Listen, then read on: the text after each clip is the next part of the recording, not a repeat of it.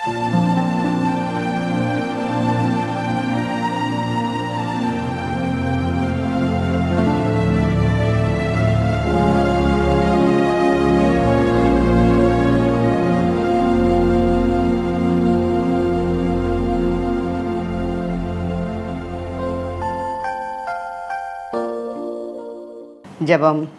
எங்களை நேசிக்கிற நல்ல தகப்பனே, நன்றி ஏசப்பா. கடந்த மாதங்கள் முழுவதும் கண்ணின் மணி போல பாதுகாத்தீர். அதற்காக நன்றி ஏசப்பா. எங்கள் குற்றங்கள் குறைகள் எல்லாவற்றையும் உம்முடைய சமூகத்தில் சமர்ப்பிக்கிறேன். எங்களுடைய துக்கங்கள் கவலை கண்ணீர் யாவற்றையும் துடைக்க நீர் வல்லவர் சாமி. நான் உனக்கு போதித்து நீ நடக்க வேண்டிய வழியை உனக்கு காட்டுவேன். உன்மேல் என் கண்ணை வைத்து உனக்கு ஆலோசனை சொல்லுவேன் என்று சொன்ன கர்த்தாவே, உமக்கு நன்றி சேசப்பா. இந்த டிவியில் பேசுகிற என்னை மறைத்து நீங்கள் பேசுங்கப்பா. எல்லா துதி கன மகிமை உமக்கே செலுத்துகிறேன் இயேசுவின் நாமத்தினால். ஆமேன் ஆமேன். கர்த்தருடைய பரிசுத்த நாமத்திற்கு மகிமை உண்டாவதாக. பக்தரே வாரும் ஆசையாவலோடு நீர் பாரும் பாலனை வானோரின் ராஜா கிறிஸ்து பிறந்தாரே. சாஷ்டாங்கம் செய்யவாரும் சாஷ்டாங்கம் செய்யவாரும் சாஷ்டாங்கம் செய்யவாரும் இயேசுவை. தேவாதி தேவ ஜோதியில் ஜோதி மானிடத்தன்மயிர் வருத்து நீர். தேவகுமாரன் ஒப்பிலாத மைந்தன் சாஷ்டாங்கம் செய்யவாரும் சாஷ்டாங்கம் செய்யவாரும் சாஷ்டாங்கம் செய்யவாரும் இயேசுவை. மேலோகத்தாரே மகம்பீரத்தோடு ஜன்மனற் செய்தி பாடி போற்றுவேன். விண்ணில் கர்த்தானீர் மாமகிமை ஏற்பி சாஷ்டாங்கம் செய்யவாரும் சாஷ்டாங்கம் செய்யவாரும் சாஷ்டாங்கம் செய்யவாரும் ஏன் இயேசுவை. இயேசுவே வாழ்க இன்று ஜனித்தீரே. புகழும் துதியும் உண்டாகவும் தந்தையின் வார்த்தை மாம்சமானார் பாரும் சாஷ்டாங்கம் செய்யவாரும் சாஷ்டாங்கம் செய்யவாரும் சாஷ்டாங்கம் செய்யவாரும் ஏன் இயேசுவை. கர்த்தாவே சொல்லும் அடியேன் கேட்கிறேன். கிறிஸ்துவுக்குள் பிரியமானவர்களே, இயேசு கிறிஸ்துவின் இனிதான நாமத்தினால் கிறிஸ்மஸ் வாழ்த்துக்களை தெரிவித்துக் கொள்கிறேன். டிவியில் மூலமாக உங்களை சந்திப்பதிலே மிகுந்த மகிழ்ச்சி அடைகிறேன். தேவன் தம்முடைய அளவில்லாத கிருபையினாலும் உங்களையும் உங்கள் குடும்பங்களையும் ஆசீர்வதிப்பாராக. கடந்த 2000 ஆண்டுகளுக்கு முதல் 2024ஆம் ஆண்டு வரை நம்மை சந்தித்த நாள் முதல் நண்பர்கள் மூலமாக சந்திக்க வைத்த தேவன் இதுவரை ஆசீர்வதித்தார். இன்னும் உங்களையும் உங்கள் பிள்ளைகளையும் வர்த்திக்க செய்வாராக. நீங்கள் செய்யும் எல்லா பணிகளையும் உங்களை ஆசீர்வதிப்பாராக. உங்கள் மனதில் எந்த காரியங்கள் நடைபெற வேண்டும் என்கிற காரியங்களையும் ஆசீர்வதிப்பாராக. தேவன் பெரிய காரியங்களை செய்வார். உன் வழிகள் எல்லாம் அவரை நினைத்துக்கொள், அப்பொழுது அவர் உன் பாதைகளை செவ்வைப்படுத்துவார். நீதிமொழிகள் 3ஆம் அதிகாரம் 6ஆம் வசனம் என்ற வார்த்தையின்படி ஆசீர்வதிப்பாராக. இன்றைக்கு உங்களுக்கு ஒரு நற்செய்தி. மரியாள் ஒரு குமாரனை பெறுவாள். அவருக்கு இயேசு என்று பெயரிடுவாயாக. ஏனென்றால் அவர் தமது ஜனங்களின் பாவங்களை நீக்கி அவர்களை இரட்சிக்கிறார் என்றார். மத்தேயு 1ஆம் அதிகாரம் 21ஆம் வசனம். கிறிஸ்துவுக்குள் அருமையான தம்பி தங்கைகளுக்கு இயேசு கிறிஸ்துவின் இனிதான நாமத்தினால் என் அன்பின் வாழ்த்துக்கள். முதலில் உங்கள் அனைவருக்கும் என் இனிய கிறிஸ்மஸ் நல் வாழ்த்துக்களை தெரிவித்துக் கொள்கிறேன். என்ன ஃப்ரெண்ட்ஸ், கிறிஸ்மஸ் கொண்டாட எல்லாரும் ஆயத்தமாக ஆர்வமாக இருக்கிறீர்களா? புது ட்ரெஸ் எடுத்தாச்சா? பட்டாசு எல்லாம் வாங்கிவிட்டாச்சா? அப்படியானா இனி கொண்டாட வேண்டியதுதான் இல்லையா? சரி, இப்படி கொண்டாடுகிறது மட்டும்தான் கிறிஸ்மஸா? இல்லை, கிறிஸ்மஸ் என்றால் நாம் எல்லாருடைய மனசிலேயும் இல்லாதவர்களுக்கு கொடுக்கணும். அதுதான் உண்மையான கிறிஸ்மஸ் கொண்டாட்டம். உன்னத பாட்டு 4ஆம் அதிகாரம் 12ஆம் வசனம் வாசிக்க பார்த்திருக்கிறோம். நீ அடைக்கப்பட்ட தோட்டமும் மறைவு கட்டப்பட்ட நீரூற்றும் முத்திரிக்கப்பட்ட கிணறுமாய் இருக்கிறாய். இந்த அருமையான வசனத்தை போல நம்மை ஆண்டவர் ஆசீர்வதிப்பார். கர்த்தருக்கு பயந்து அவருக்கு பிரியமானவைகளை செய்யும் போது அவருக்கு பிடித்த பிள்ளைகளாக நாம் மாறி போகிறோம். நம்முடைய வாழ்க்கையிலும் அற்புதமான மாற்றங்களை காண்போம். அதுதான் உண்மையான விலை உயர்ந்த கிறிஸ்மஸ். நாம் இயேசுவோட அன்பு பிள்ளைகளாக மாற்றணும். நாம் மாற வேண்டும். நம் அனைவருக்கும் என்னுடைய கிறிஸ்மஸ் நல்வாழ்த்துக்கள். கர்த்தாவே, பேசுகிற செய்தியை நீர் ஆசீர்வதிக்க வேண்டும். இந்த வருடத்திலேயும் பயங்கரமான நோய்கள் வந்து எல்லாரையும் பயமுறுத்திய வேளையிலும் இந்த கடைசி மாதம் வரை நம்மை பாதுகாத்து ஜீவன் சுகம் பலன் தந்து நம்மை வழிநடத்தின தேவனுக்கு கோடான கோடி நன்றி பலிகளை ஏறெடுப்போம். புதிய வருடத்தையும் காண ஒத்தாசை செய்வாராக. 24ஆம் வருடம் 2025 வருடத்தில் ஒரு எழுப்புதலின் ஆண்டாகவும் செழிப்பின் ஆண்டாகவும் சமாதானத்தின் ஆண்டாகவும் இருக்க நாம் கர்த்தரிடத்தில் விண்ணப்பம் பண்ணுவோம். ஏனென்றால் 2024ஆம் வருடத்தில் உலகம் முழுவதும் மிக பெரிய பஞ்சம் வரப்போகிறது என்று கணிப்பாளர்கள் உலகம் முழுவதும் மிக பெரிய கருத்துக்களை தெரிவித்து இருந்தார்கள். ஆனால் எல்லா நாமத்திற்கும் மேலான அவருடைய நாமம் இம்மானுவேல் என்ற நாமத்தின்படி அவர் நம்மோடு இருந்து நம்மை பாதுகாப்பார் என்று விசுவாசிப்போம். இம்மானுவேல் என்றால் தேவன் நம்மோடு இருக்கிறார் என்று அர்த்தம். எவ்வளவு பெரிய ஆறுதலான அதிசயமாக நாம் பார்த்திருக்கிறோம். தேவன் நம்மோடு இருக்கிறார் என்று சொல்லும் வார்த்தைகளை நாம் வாசிக்கும்போது நமக்கு எவ்வளவு ஆனந்தமும் ஆறுதலும் களிப்பும் பெருகி இருக்கிறது. பாருங்கள், தேவன் நம்மோடு இருந்து எவ்வளவு பெரிய ஸ்லாக்கியம். இம்மானுவேலரே வாரும், என்னோடு இருக்க வாரும் என்று நாம் அழைப்போம் என்றால் அப்பொழுது அவர் நம்மோடு வந்து வாசம் பண்ணுவார். நான் உங்கள் நடுவில் வந்து உங்களோடு வாசம் பண்ணுவேன் என்று சொல்லி இருக்கிறாரே. இயேசு கிறிஸ்துவாகிய இம்மானுவேல் நம்மோடு இருக்கும் போது நாம் எவ்வளவு கிருபை பெற்றவர்கள் என்று சிந்தித்து பார்க்கும் பொழுது வேதத்திலும் சில தாசர்களோடு கர்த்தர் இருந்து செய்த காரியங்கள் நாம் தியானிக்கப் போகிறோம். தேவன் நம்மோடு இருக்கும் பொழுது ஆசீர்வாதம் கூட இருக்கும். ஆதியாகமம் 26ஆம் அதிகாரம் 3ஆம் வசனம். கர்த்தர் ஈசாக்குக்கு தரிசனமாகி, நீ எகிப்துக்கு போகாமல் நான் உனக்கு சொல்லும் தேசத்தில் குடியிரு, இந்த தேசத்தில் வாசம் பண்ணு, நான் உன்னோடே கூட இருந்து உன்னை ஆசீர்வதிப்பேன் என்றார். தேவன் ஈசாக்குக்கு நான் உன்னோடு கூட இருந்து உன்னை ஆசீர்வதிப்பேன் என்று சில நிபந்தனைகளை சொல்லுகிறார். நீ எகிப்துக்கு போகாமல் நான் உனக்கு சொல்லும் தேசத்தில் குடியிரு என்கிறார். எகிப்து என்றால் பழைய பாவ வாழ்க்கை.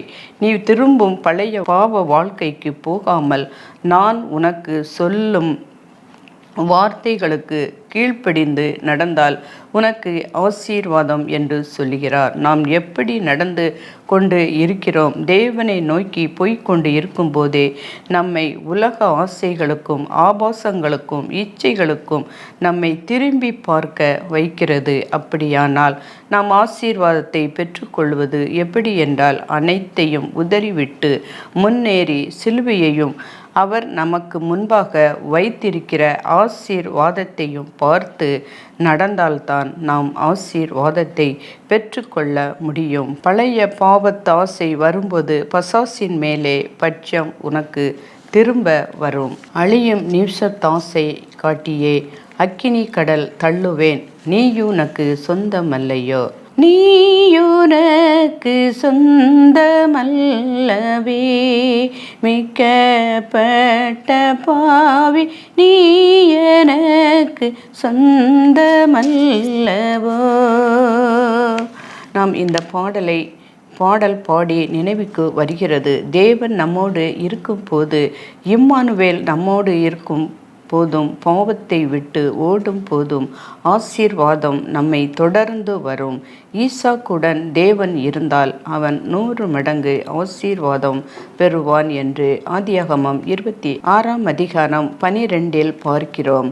அன்று ராத்திரியிலே கர்த்தர் அவனுக்கு தரிசனமாகி, நான் உன் தகப்பனாகிய ஆபிரகாமுடைய தேவன், பயப்படாதே, நான் உன்னோடே இருக்கிறேன், உன்னை ஆசீர்வதித்து என் ஊழியக்காரனாகிய ஆபிரகாமின் நிமித்தம் உன் சந்ததியை பெருகப் பண்ணுவேன் என்றார் என்று சொல்லப்பட்டு இருக்கிறது. சந்ததியை பெருகப் பண்ணுவேன் என்றார். தேவன் இருந்ததினால் அவன் ஐஸ்வர்யனாகி வர வர விருத்தி அடைந்து மகா பெரியவனானான். அவனுக்கு ஆட்டு மந்தையும் மாட்டு மந்தையும் அநேக பணிவிடைக்காரர்களும் இருந்தபடியினால் பெலிஸ்தர் அவன் மேல் பொறாமை கொள்கிறார்கள்.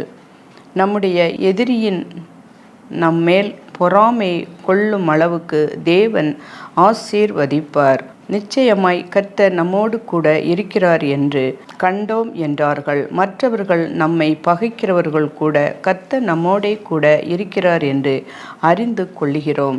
ஈசாக்கோடே கர்த்தர் இருந்ததினால் 100 மடங்கு ஆசீர்வாதம் பெற்றான். சந்ததியை பெருக பண்ணினார். இஸ்ரவேலின் ஜனம் ஐஸ்வர்யனாகி வர வர விருத்தி அடைந்து மகா பெரியவனானான். மற்றவர்கள் பொறாமைப்படும் அளவுக்கு ஆசீர்வாதம் அவனோடே கூட கர்த்தர் இருக்கிறார் என்று மற்றவர்களுக்கு பகைஞர்களுக்கும் கூட அறிந்து கொள்கிறார்கள். ஈசாக்கோடே இருந்த தேவன் நம்மோடே கூட இருக்க ஆசைப்படுகிறார். அதற்கு ஈசாக்கு இடம் இருந்த நற்குணங்கள் என்னவென்றால், தன்னை ஒப்பு கொடுத்தான், தியானம் செய்கிற பழக்கம் உள்ளவனாய் இருந்தான், தினமும் சாயங்கால வேளையில் தியானம் பண்ணுகிறான், தேவனுக்கு கீழ்ப்படிந்தான். தேவன் நீ எகிப்துக்கு போக வேண்டாம் என்று சொன்ன வார்த்தைக்கு கீழ்ப்படிந்தான். பொறாமை உள்ளவனாய் இருந்தான், விட்டு கொடுத்தான். ஆகவேதான் தேவன் அவனோடே கூட இருந்து அவனை 100 மடங்கு ஆசீர்வதித்து எதிரிகளின் முன் உயர்த்தினார். துறவு தோண்டும் போது எதிரிகள் வந்து ஆக்கிரமித்தாலும் கூட விட்டு கொடுத்தான். நம்மோடு கூட ஈசாக்கின் குணநலங்களை பெற்றுக்கொள்ளுவோம், ஆசீர்வாதங்களையும் பெற்றுக்கொள்ளுவோம். மேலும் ஆதியாகமம் 31 அதிகாரம் 42 என் பிதாவின் தேவனாகிய ஆபிரகாமின் தேவனும் ஈசாக்கின் பயபக்திக்கு உரியவரும் என்னோடு இராமல் போய் நீர் இப்பொழுது என்னை வெறுமையாய் அனுப்பிவிட்டீர் என்று யாக்கோபு தன் மாமனிடம் சொல்லுகிறார். யாக்கோபோடே தேவன் இருந்ததினால் நிறைவாய் அனுப்பிவிடப்பட்டார் என்று பார்க்கிறோம். ஆதியாகமம் 32:10 யாக்கோபு சொல்லுகிறார், நான் கோலும் கையுமாய் இந்த யோர்தானை கடந்து போனேன், இப்பொழுது இவ்விரண்டு பரிவானங்களையும் உடையவன் ஆனேன் என்று சொல்லும் அளவுக்கு ஆண்டவர் அவனோடு இருந்து அவனை ஆசீர்வதித்தார் என்று பார்க்கிறோம். கர்த்தர் யோசேப்புடைய இருந்ததினால் சிறைச்சாலை தலைவனுடைய தயவு அவனுக்கு கிடைக்கும்படி செய்தார். இரண்டாவதாக, கர்த்தர் அவனோடே இருந்தபடியினாலே அவன் எதை செய்தானோ அதை கர்த்தர் வாய்க்க பண்ணினார் என்று பார்க்கிறோம். ஆபிரகாமின் தேவன், ஈசாக்கின் தேவன், யாக்கோபின் தேவன் நம்முடைய குமாரனாகிய இயேசு கிறிஸ்துவை உலகத்திற்கு அனுப்புவதற்கு முன்னே நம்முடைய தாசனாகிய தாவீது நம்முடைய வாழ்க்கையில் தவறுகளை தீர்க்கதரிசியாக நாத்தான்வேல் மூலமாய் வெளிப்படுத்தும் பொழுது, தேவனே உமது கிருபையின்படி எனக்கு இரங்கும், உமது மிகுந்த இரக்கங்களின்படி என் மீறுதல்கள் நீங்க என்னை சுத்திகரியும், என் மீறுதல்களை நான் அறிந்திருக்கிறேன், நான் பாவம் எப்பொழுதும் எனக்கு முன்பாக நிற்கிறது. தேவரீர் ஒருவருக்கே விரோதமாக நான் பாவம் செய்து உமது கண்களுக்கு முன்பாக பொல்லாங்கனத்தை நடப்பித்தேன். நீர் பேசும் பொழுது உம்முடைய நீதி விளங்கவும், நீர் நியாயம் தீர்க்கும் போது உம்முடைய பரிசுத்தம் விளங்கவும் இதை அறிக்கையிடுகிறேன் என்று தாவீது ராஜா தம் தேவனுடைய பாதத்தில் ஒப்படைத்தார். ஆம், தாவீது ராஜா செய்த பாவத்தை கர்த்தர் ஆசீர்வதித்தார். நாம் நம் பாவங்களை இந்நாளில் ஒப்பு கொடுத்தால் ஆசீர்வதிக்க சித்தமுள்ளவராய் இரட்சிக்க காத்து இருக்கிறார்.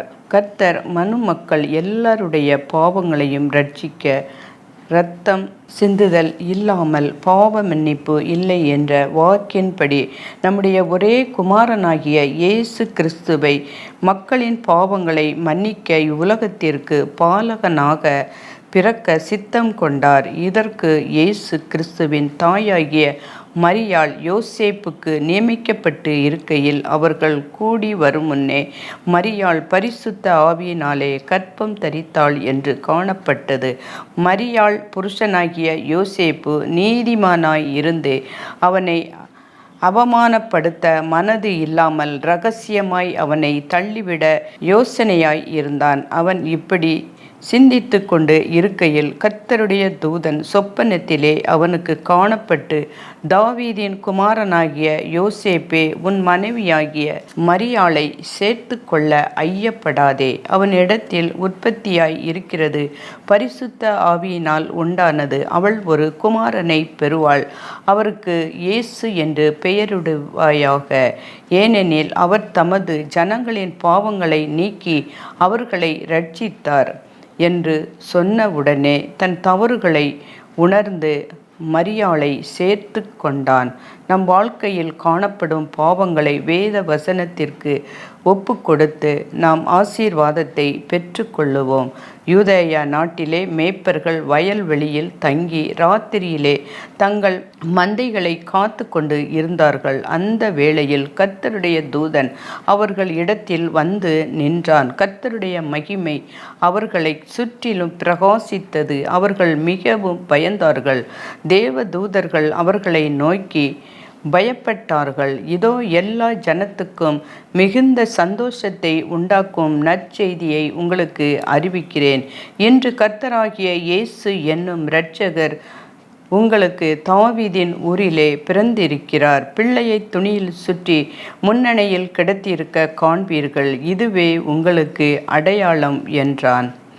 அந்த சனமே பரமசேனையின் திரள் அந்த தூதனுடனே தோன்றி, உன்னதத்தில் இருக்கிற தேவனுக்கு மகிமையும் பூமியிலே சமாதானமும் மனுஷர் மேல் பிரியமும் உண்டாவதாக என்று சொல்லி தேவனை துதித்தார்கள். தேவ தூதர்கள் அவர்களை விட்டு பரலோகத்துக்கு போன பின்பு மேய்ப்பர்கள் ஒருவரையொருவர் நோக்கி, நாம் பெத்லெகேம் ஊருக்கு போய் நடந்ததாக கர்த்தரால் நமக்கு அறிவிக்கப்பட்ட இந்த காரியத்தை பார்ப்போம் வாருங்கள் என்று சொல்லி தீவிரமாய் வந்து மரியாளையும் யோசேப்பையும் முன்னணியிலே கிடத்தியிருக்க பிள்ளையை கண்டார்கள். கண்டு அந்த பிள்ளையை குறித்து தங்களுக்கு சொல்லப்பட்ட சங்கதிகளை பிரசித்தம் பண்ணினார்கள். மேய்ப்பர்களாலே தங்களுக்கு சொல்லப்பட்டதை கேட்ட யாவரும் இவைகளை குறித்து ஆச்சரியப்பட்டார்கள். மரியாளோ அந்த சங்கதியை எல்லாம் தன் இருதயத்திலே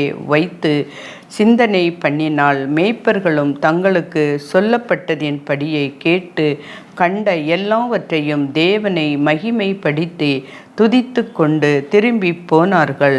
மேய்ப்பர்கள் விசுவாசத்தினுடனே சென்றபடியால் இருதயத்தில் சந்தோஷம் அடைந்தார்கள். நாமும் இயேசு கிறிஸ்துவின் சத்தத்திற்கு செவி கொடுப்போம், ஆசீர்வாதத்தை சுதந்தரிப்போம். இயேசு சீஷர்களை நோக்கி, உங்களில் ஒருவன் தனக்கு சிநேகிதனாய் இருக்கிறவன் இடத்தில் பாதி ராத்திரியிலே போய், சிநேகிதனே, என் சிநேகிதன் ஒருவன் வழி பிரயாணமாய் என் இடத்தில் வந்திருக்கிறான். அவன் முன் வந்திருக்கிறதற்கு என் இடத்தில் ஒன்றுமில்லை. நீ 3 அப்பங்களையும் எனக்கு கடனாக தர வேண்டும் என்று கேட்டுக்கொண்டான். வீட்டுக்குள் இருக்கிறவன் பிரதியுத்தரமாக, என்னை தொந்தரவு செய்யாதே, கதவு பூட்டியாயிற்று, என் பிள்ளைகள் என்னோடே கூட பந்தி இருக்கிறார்கள், நான் எழுந்திருந்து உனக்கு தரக்கூடியது என்ன என்று சொன்னான். பின்பு தனக்கு அவன் சிநேகிதனாய் இருந்ததின் நிமித்தம் எழுந்து அவனுக்கு கொடாவிட்டாலும் தன்னிடத்தில் அவன் வருந்தி கேட்டதின் நிமித்தம் எழுந்திருந்து அவனுக்கு தேவையானதை கொடுப்பான் என்று உங்களுக்கு சொல்லுகிறேன். மேலும் இயேசு உங்களுக்கு சொல்லுகிறதாவது, கேளுங்கள், அப்பொழுது உங்களுக்கு கொடுக்கப்படும், தேடுங்கள், அப்பொழுது கண்டடைவீர்கள், தட்டுங்கள், அப்பொழுது உங்களுக்கு திறக்கப்படும். ஏனென்றால் கேட்கிறவன் எவனும் பெற்றுக்கொள்கிறான், தேடுகிறவன் கண்டடைகிறான், தட்டுகிறவனுக்கு திறக்கப்படும். லூக்கா 11:5-10. ஆம், அன்பு நண்பர்களுக்கு எழுதியிருக்க முடியாத நிலையில் இருந்தாலும் அன்பின் நிமித்தம் எழுந்து அப்பத்தை கொடுத்தது போல நம் பாவங்களை அறிக்கையிட்டு அவர் பாதத்தில் காத்திருக்கும் பொழுது ஏசாயா தீர்க்கதரிசிக்கு தேவன் வெளிப்படுத்தினது போல நாம் அமர்ந்து இருந்து பயிரின் மேல் காந்தியுள்ள வெயிலை போலவும் அறுப்பு காலத்து உஷ்ணத்தில் உண்டாகும் பனி மேகத்தை போலவும் என் வாசஸ்தலத்தில் இருந்து கண் நோக்குவேன் என்று கர்த்தர் ஏசாயா தீர்க்கதரிசியிடம் சொன்னார். அந்த காலத்தில் நெடுந்தூரமாய் பரவி இருக்கிறதும் சிரைக்கப்பட்டதும் துவக்க முதல் இதுவரைக்கும் கொடியதாய் இருந்தும் அளவிடப்பட்டதும் மிதிக்கப்பட்டதும் நதிகள் பாழாக்குகிறதுமான ஜாதியானது சேனைகளின் கர்த்தரின் நாமம் தங்கும் ஸ்தலமாகிய சீயோன் மலையில் சேனைகளின் கர்த்தருக்கு காணிக்கையை கொண்டு வரப்படும். ஏசாயா 18:4. நம் வாழ்க்கையில் ஒரு ஆசீர்வாதத்தை தர சித்தமுள்ளவராய் கர்த்தர் இருக்கிறார். நம்முடைய குமாரனை இவ்வுலகத்திற்கு அனுப்புவதற்கு முன்பு நம்முடைய தீர்க்கதரிசிகளும் தூதர்களையும் கொண்டு அறிவித்த தேவன், தம்முடைய குமாரனை கொண்டு வெளிப்படுத்திய தேவன் இப்பொழுது வேத வசனங்களை கொண்டு நம் ஆசீர்வாதங்களை, நீ இப்பொழுது தேடுகிற மன ஆறுதல், பொருளாதாரம் ஆசீர்வதிக்கப்பட விசுவாசித்தால் தேவ மகிமையை காண்பாய் என்ற வாக்கின்படி வசனத்திற்கு நம்மை ஒப்பு கொடுப்போம். நம் காரியங்களை இயேசு கிறிஸ்துவின் வசனங்கள் மூலம் நம்மை ஆசீர்வதிப்பார். இயேசு கிறிஸ்துவின் மூலம் கர்த்தருடைய வசனம் வெளிப்படுதல். நான் உங்களை திக்கற்றவர்களாய் விடேன், உங்களிடத்தில் வருவேன், இன்னும் கொஞ்ச காலத்திலே உலகம் என்னை காணாது, நீங்களோ என்னை காண்பீர்கள். நான் பிழைத்திருக்கிறபடியால் நீங்களும் பிழைத்திருப்பீர்கள். நான் என் பிதாவிலும் நீங்கள் என்னிலும் நான் உங்களிடத்திலும் இருக்கிறதை அந்த நாளிலே நீங்கள் அறிவீர்கள். என் கற்பனைகளை பெற்றுக்கொண்டு அவைகளை கைக்கொள்கிறவனோ என் இடத்தில் அன்பாய் இருக்கிறான்.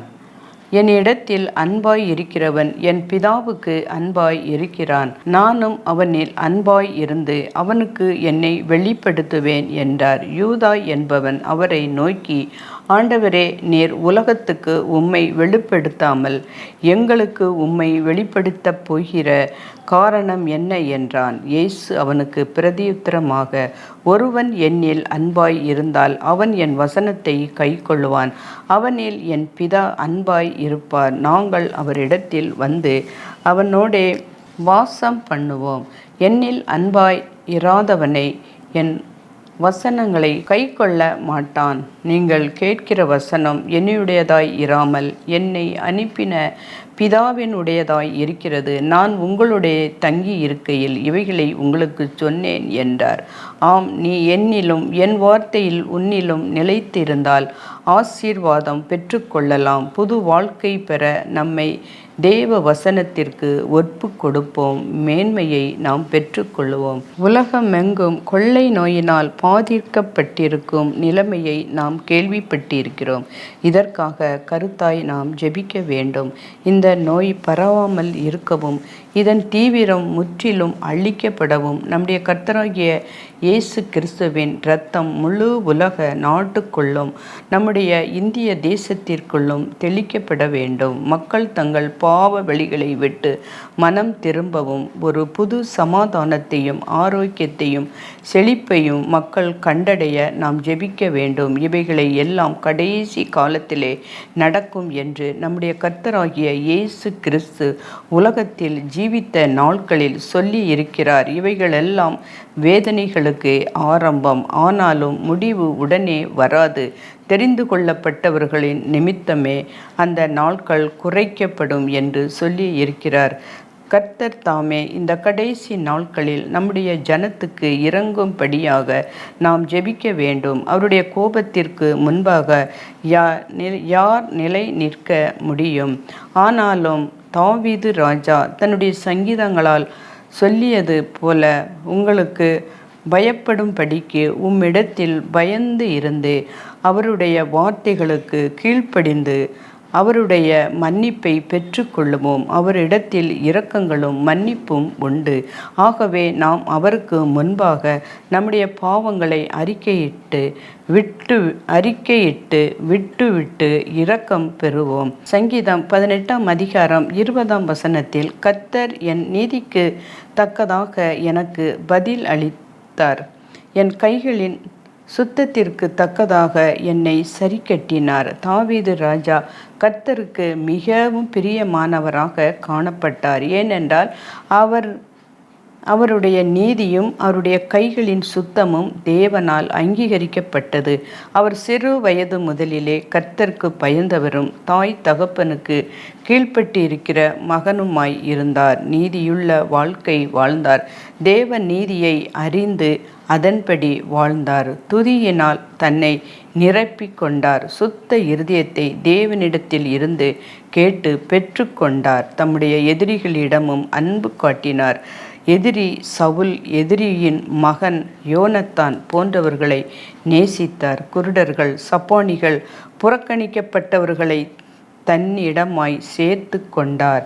இது தேவனுக்கு பிரியமான நீதியாய் எண்ணப்பட்டது. ஒடுக்கப்பட்டவர்கள், கடன்பட்டவர்கள், முறுமுறுக்கிறவர்கள் என அனைவரையும் தன் பக்கம் சேர்த்து கொண்டார். என்னிடத்தில் வருகிறவனை நான் புறம்பே தள்ளுவது இல்லை என்று சொன்ன இயேசு கிறிஸ்துவின் சாயலை தாவீது கொண்டிருந்தபடியால் அது தேவனுக்கு நீதியாய் இருந்தது. ஆகவேதான் தைரியமாக என் நீதிக்கு தக்கதாக எனக்கு பதில் அளித்தார் என்று சொல்லுகிறார். என் கைகளின் சுத்தத்திற்கு தக்கதாக என்னை சரிக்கட்டினார் என்று சொல்லுகிறார். சங்கீதம் 15 கைகளில் சுத்தமுள்ளவனும் இருதயத்தில் மாசு இல்லாதவனும் தான் கர்த்தருடைய பரிசுத்த பர்வதத்தில் மகிழ்ந்து இருப்பான் என்று சொல்லுகிறார். சவுல் தாவீதினுடைய கைகளில் கிடைக்க பெற்றாலும் அவன் கர்த்தரால் அபிஷேகம் பெற்றான் என்று தன் கையை அவன் மேல் போடாமல் சுத்தமாய் தன் கைகளை காத்து கொண்டார். 2 தடவை கர்த்தர் சவுலை தாவீதின் கையில் ஒப்பு கொடுத்தாலும் அவர் தன் கையை சுத்தமாக காத்து கொண்டார். ஆகவேதான் தைரியமாக என் கைகளின் சுத்தத்திற்கு தக்கதாக எனக்கு பதிலளியும் என்று சொல்லுகிறார். மேலும் தன் கைகளோடு கூட தன் இருதயத்தையும் கர்த்தருக்கு ஒப்பு கொடுத்தார். நாமும் தாவீதை போல கைகளையும் இருதயங்களையும் கர்த்தருக்கு ஒப்பு கொடுத்து சுத்தமாக நம்மை காத்து கொள்ளுவோம். கர்த்தருடைய வழிகளை கை கொண்டு வந்தேன். நான் என் தேவனுக்கு துரோகம் பண்ணினது இல்லை. தேவன் அளவில்லாத அன்பும் பக்தியும் நேசமும் கொண்டவர். தாவீது தன் இருதயத்தை சுத்தமாக காத்து கொண்டு தேவனுக்கு முன்பாக தன்னை தாழ்த்தி அவருடைய இருதய சிந்தையை புரிந்து கொண்டு செயல்பட்டார்.